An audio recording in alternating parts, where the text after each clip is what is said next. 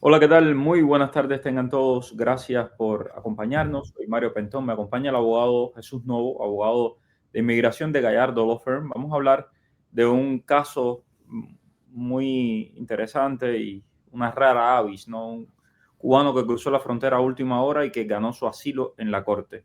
Pero antes de esto, quiero comentarles que es una tarde muy triste aquí en los Estados Unidos. Es una situación terrible la que se ha estado viviendo en esta tarde. Charlie Kirk, uno de los jóvenes conservadores más influyentes en los Estados Unidos, una persona que iba de universidad en universidad conversando con los estudiantes sobre sus puntos de vista, acaba de ser asesinado. Fue baleado mientras estaba en una de estas conversaciones que hacía con estudiantes. Eh, es devastadora la noticia porque este es un joven padre, esposo, 31 años, una persona que su único delito era conversar con otras personas y escuchar sus puntos de vista y hablar sobre eso. Eh, es terrible. Yo les compartía cuando se supo de este disparo en su contra. Los videos son espeluznantes, por supuesto, no los vamos a poner aquí, pero yo les compartía lo que normalmente no hablo de temas locales, pero sí les mencionaba esto. Para mí Estados Unidos es un país de libertad y nadie debería ser baleado por lo que piensa.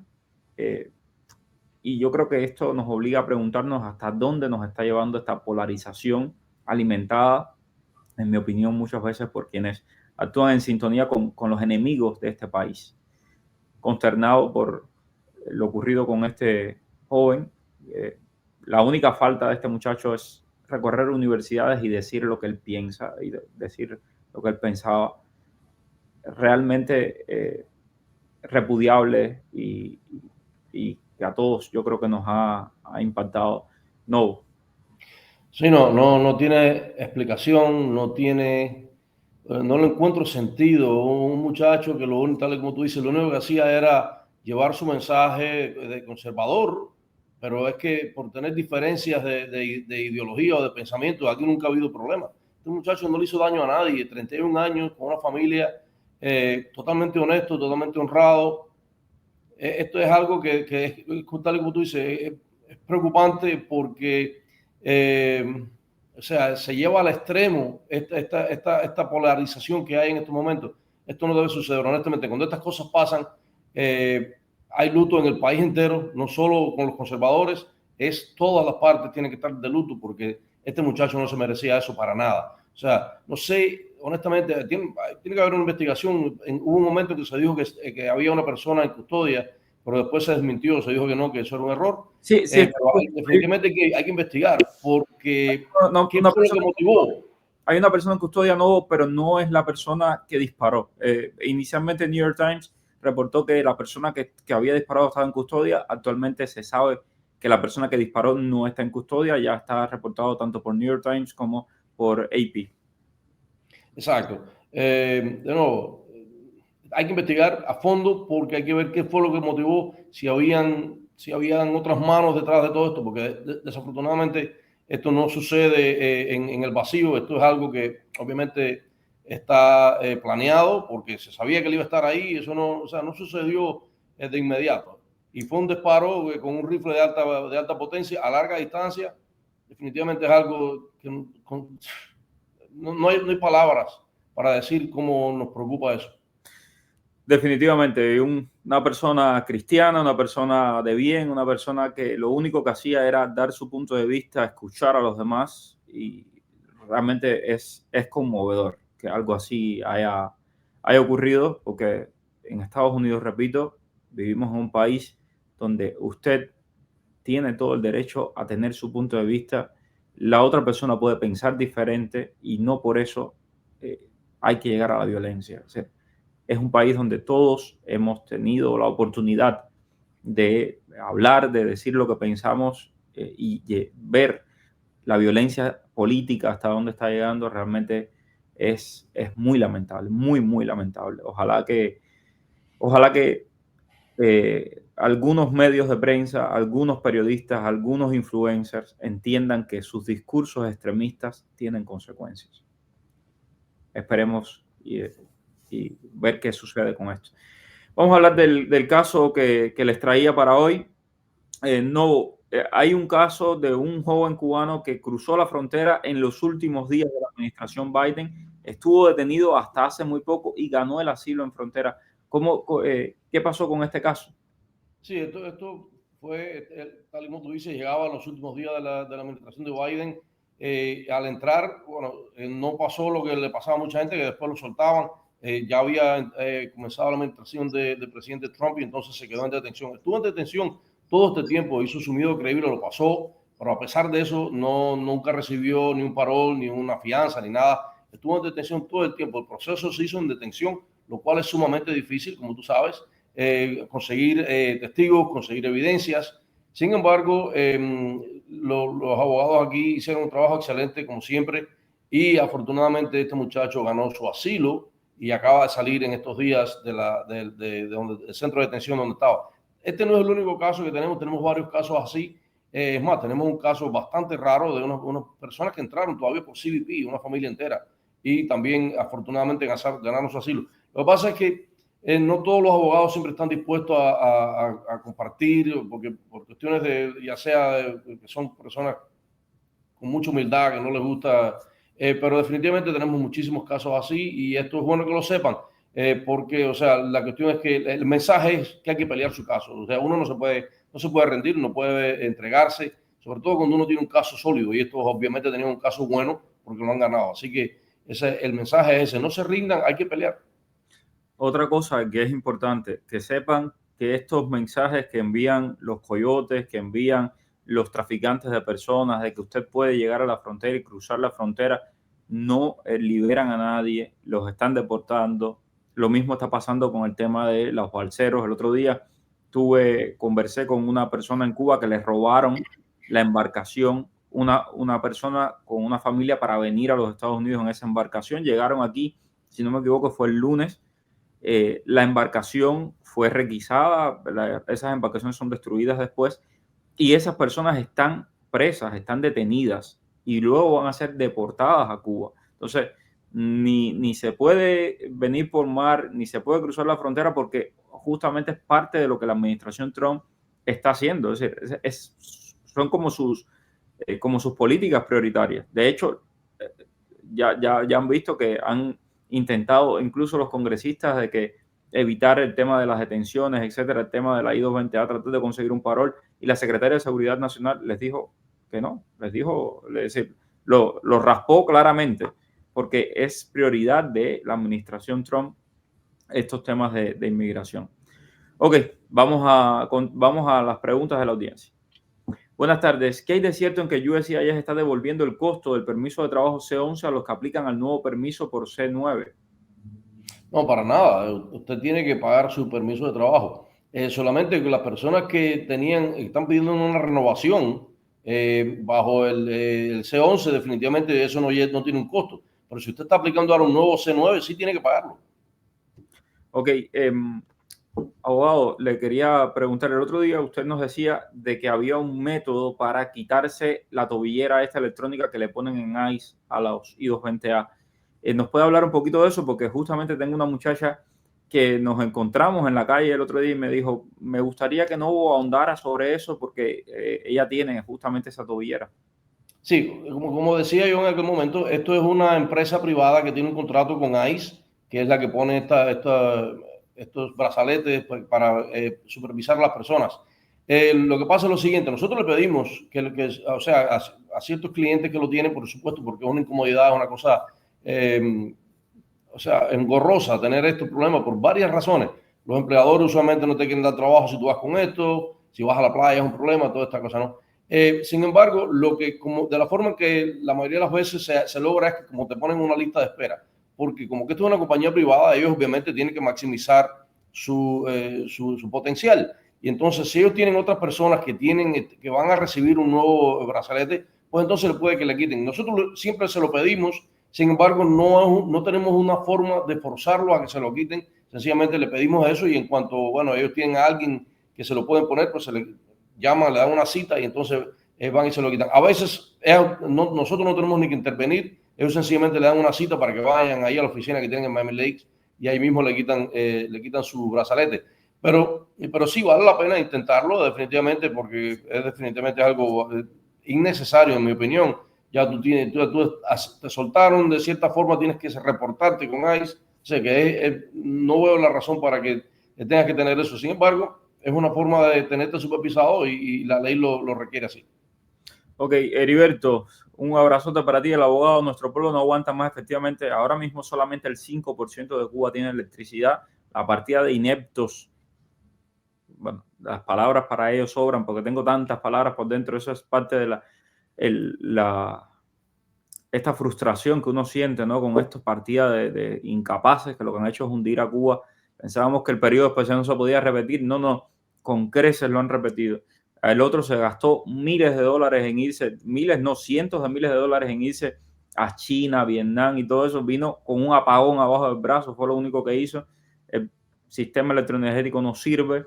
Tienen 18 mil millones de dólares en cuentas en todo el mundo. En fin, un asco de régimen, pero bueno, hasta que no haya un pueblo que tenga lo que tiene que tener para quitarse de arriba ese asco de régimen, pues seguimos en las mismas. Y con teléfonos de $2,000 exhibiéndolo por todos lados. Así mismo, así mismo.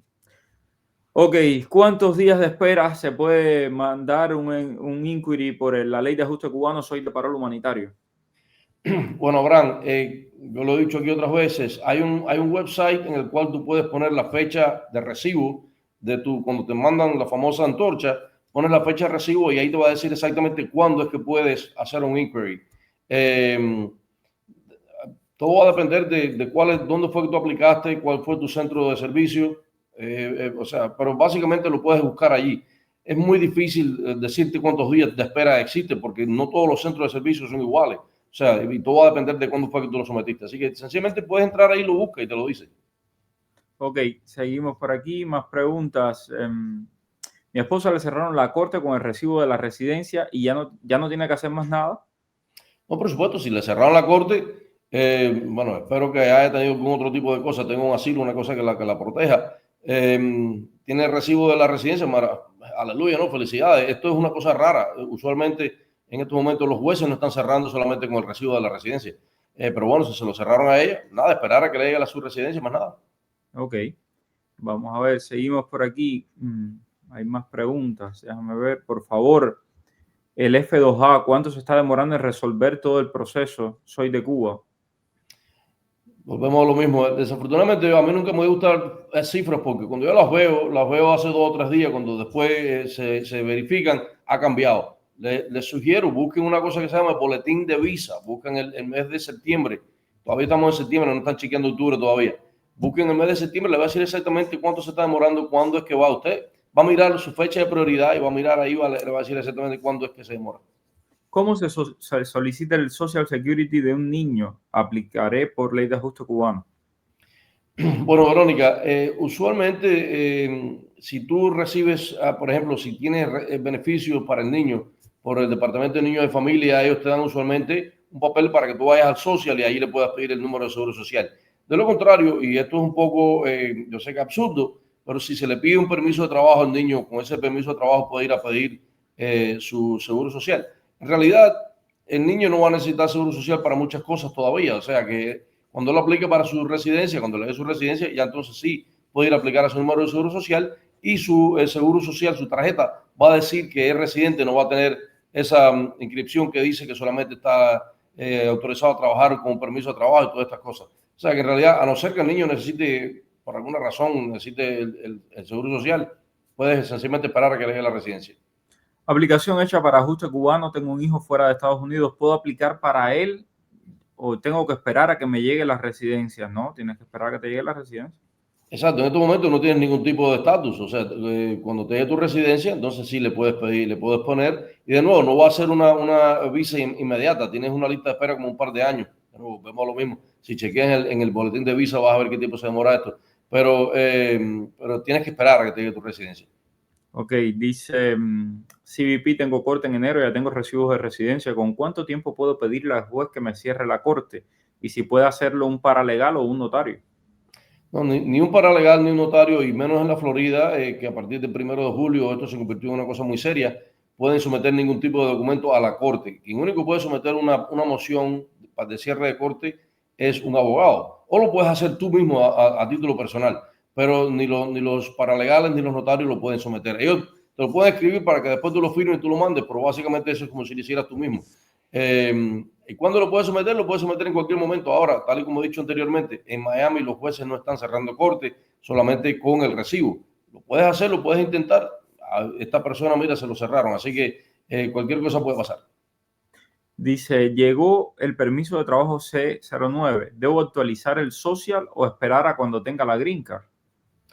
En realidad no hay nada que actualizar en el social. Tú sigues teniendo un permiso de trabajo y tu social sigue estando sujeto a un permiso de trabajo. Cuando te recibas la residencia, entonces ese es el momento de ir y ponerle al día ese seguro social. Pero por ahora no, sigues teniendo permiso de trabajo, no hay nada que poner aquí al día.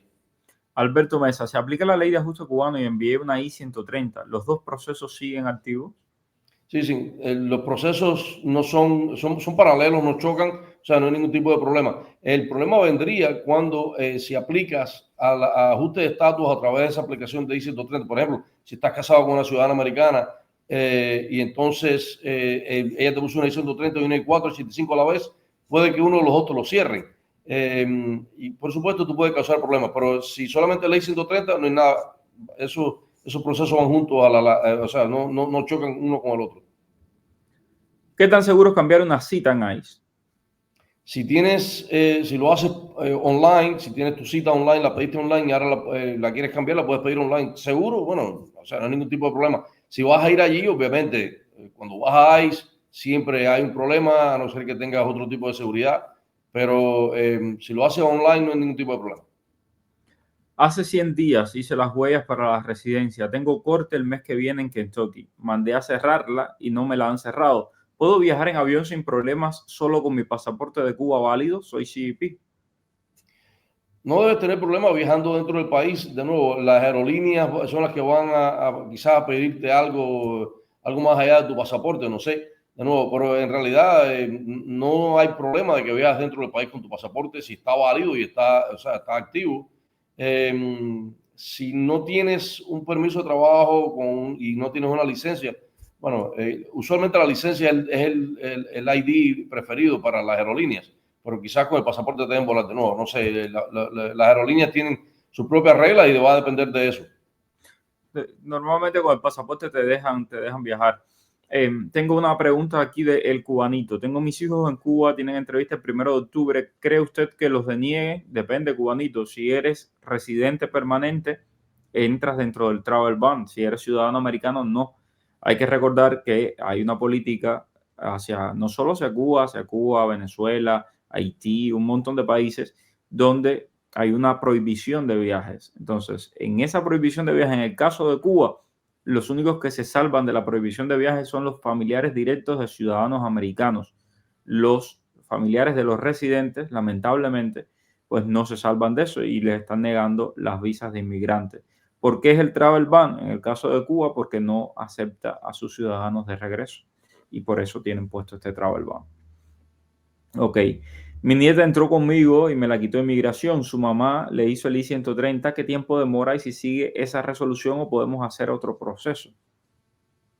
O sea, no entiendo, te la quitaron inmigración, está en los Estados Unidos. Los niños no acompañados, bueno, en este caso entraba con una persona, pero no era alguien que tenía su tutela. Eso se consideraría un niño no acompañado. A ella lo que le van a dar un parol. O sea, no sé qué edad tendrá, no sé qué tiempo estuvo detenida, pero usualmente le dieron un parol. Si no le dieron un parol, se le puede solicitar. Si su mamá le hizo una I-130, también depende de qué cosa es la mamá, si es residente, si es ciudadana. Si es residente, obviamente hay que esperar a que tenga una visa disponible. Si es ciudadana, pues puede aplicar inmediatamente a su residencia. Así que, pero todo va a depender de muchas cosas que no tenemos aquí, Laida. Angélica, fianza en el 2021, 236. Miedo creíble en detención. Próxima corte en septiembre del 26 con Alexander Scott. Casada con ciudadano americano. ¿Cómo pudiera defender mi caso? Quiero hacer una cita con usted, abogado. Angélica, puede hacer una cita cuando quiera. Nos llama a la firma y yo la atiendo. Ahora, el juez Scott Alexander. Muchas personas se confunden porque obviamente los dos nombres parecen como si fueran primeros nombres, pero en realidad se llama Scott Alexander. Al juez, tú estás casado con un ciudadano americano, hay muchas cosas que se van a poder hacer en tu caso. O sea que en realidad eres uno de esos casos que son bastante privilegiados, no tienes de qué preocuparte. A la hora de mirar el procesamiento, soy CBP1, a la hora de mirar el procesamiento en la página de USCIS, ¿debería marcar ajuste de estatus basado en familia o admisión de refugiado hace más de un año? Soy de Texas. Ok, esa pregunta la hace mucho. Y yo sé que suena absurdo, pero en realidad tiene que buscarlo en el estatus basado, o sea, en la petición basado en una petición de familia. Ese es el tiempo correcto. Si lo que estás buscando es el tiempo correcto de procesamiento, tienes que poner como si fuera una petición familiar. Admisión de refugiado no, porque en realidad, a pesar de que tú eres un refugiado admitido por CBP1, en realidad no estás dentro de esa categoría en la lista que sale que pone USCIS. USCIS, los de refugiados son los que han sido admitidos exactamente con un estatus de refugiado, una R. De lo contrario, no te consideran como un refugiado. Jessy, me llegó mi residencia con el mismo social antiguo. ¿Estará bien eso? Sí, mi querida Jessy. El social es el mismo para siempre. No te va a cambiar. Así que no te preocupes. Está bien. El social y el número de aliens son el mismo para siempre. Ese no te va a cambiar nunca. CBP corte en el 28 con asilo aplicado. En enero aplico a la ley de ajuste cubano. ¿Qué riesgo corro si viajo en un carro de un estado a otro?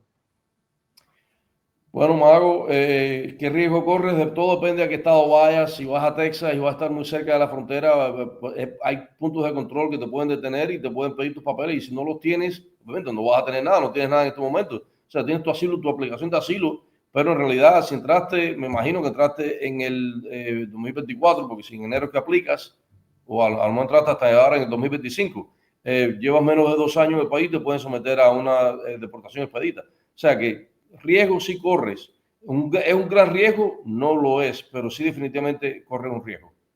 Y si vienes a la Florida, la patrulla de carreteras de la Florida está súper activa en temas de te detienen si estás manejando rápido, Sí. etcétera, etcétera. E inmediatamente, si no tienes papeles, llaman a ICE. Llaman a ICE. Es algo que, esto no lo digo yo, lo dice The Wall Street Journal. Lo he dicho varias veces aquí, un periódico que es conservador, que no es que sea, vamos, no es CNN, es Wall Street Journal, y lo dice claramente. La patrulla de carreteras de Florida está deteniendo a muchísima gente y se las entrega a ICE. Entonces hay que tener mucho cuidado, mucho cuidado. ¿Se puede renovar la licencia de conducir en Florida con el recibo de residencia o permiso de trabajo? Yuricel, que yo sepa, sí, pero el que sabe es Dariel Fernández, que ayer le escribí. Y Dariel, por favor, explícanos esto. Te escribí para que nos expliques esta misma pregunta que nos están haciendo. Cuando tú tengas un chance, yo sé que tienes la agenda apretadísima, pero cuando tengas un chance, aquí te esperamos. ¿Cuándo se deja de ir a una corte automático? Cuando se deja de ir a una corte, automáticamente ponen orden de deportación, y cuando eso pasa, ¿se puede pelear el caso o ya no hay nada que hacer? Ok, cuando tú tienes una fecha de corte y sabes que la tienes, obviamente porque la recibiste en tu casa o porque tenías una audiencia anterior y te dieron allí la cita próxima y no vas, hay una orden de deportación automática en ausencia. ¿Cómo se puede pelear eso? Tienes que demostrar que estabas en el hospital o que estabas inhabilitado de poder ir por razones médicas. Más allá de eso, no hay nada que se considere una razón válida para no asistir a una corte y que te puedan reabrir el caso. Hay otras razones que se pueden reabrir dentro de cierto tiempo, pero son sumamente difíciles. Mi consejo, no dejes de ir a tu corte. Tienes una fecha de corte, debes ir. A veces la corte manda la cita a una dirección equivocada, por cualquier razón, porque obviamente hay seres humanos trabajando ahí y a veces se confunden. Si ese es el caso, el mismo juez va a decir esta fecha no está correcta, dirección no está correcta, y entonces no te entran la orden de deportación en ausencia, porque obviamente tú no tenías forma de saberlo, y aquí existe due process para todo el mundo, y parte del due process es que tienes que tener notificación. Pero si fuiste notificado, como te digo, en una corte anterior, o recibiste la dirección que tú tenías, la dirección que estaba bien, aunque no te hayas mudado, si no le informaste del cambio de dirección, vas a tener un problema, va a haber una orden de deportación en ausencia. A la hora de solicitar los antecedentes penales para mi residencia de ley de ajuste, ¿me pueden detener cuando vaya a solicitarlos? No te van a detener cuando vayas a solicitar los antecedentes penales si no tienes ninguna, si no has cometido delitos, si tú tienes tu récord limpio, estás haciendo las cosas bien, no te va a pasar nada. No es normal. Ayer mismo, que estábamos hablando de este tema, ayer me preguntaron, cuando vas a USCIS te pueden detener allí, y yo les dije, que yo sepa, los que han detenido son gente que tienen problemas con la justicia. Efectivamente, ayer mandaron un comunicado que habían detenido a un hombre que tenía una orden de detención viejísima y fue a hacer sus procesos de USCIS. Lo detuvieron, pero ¿por qué lo detuvieron? Porque tenía una orden de detención por un robo o algo así. O sea, si no, no te detienen. Ok, si en la cita de ICE te ponen en corte, ¿qué pasa con la residencia que llevas esperando ya 980 días? Mi hija ciudadana puede hacer algo por mí, soy I-220A y entré en el 2021, soy segunda casilla. Bueno, Leonor, obviamente si habías aplicado a tu residencia porque no tenías corte, aunque fueras I-220A, UCI le ha dado la residencia a mucha gente. Pero ahora te ponen en corte, ya UCI ha perdido la jurisdicción, por supuesto ellos no te van a poder dar la residencia. Vas a recibir, lo más probable es que vas a recibir una, corte en una carta en la que te van a decir que tu caso ha sido cerrado administrativamente, pero básicamente ya UCI no te puede dar tu residencia. Abogado, esta es una pregunta complicada, son preguntas para usted. Siendo ciudadana americana y mi esposo es residente, ¿puedo reclamar a la hija de mi esposo, es decir, que no es hija de ella? Ella es menor de edad. Sí, como no, sin problema ninguno, siempre que sea menor de edad la puede reclamar. O sea, ustedes se casaron, obviamente, antes de que cumplir 18, pues se considera como si fuera tu hija. Ok, perfecto. Bueno, pues se nos acabó el tiempo. Mañana seguimos aquí a las 5 de la tarde. Nos vemos y seguimos respondiendo preguntas. Gracias, abogado. Un placer. Buenas tardes.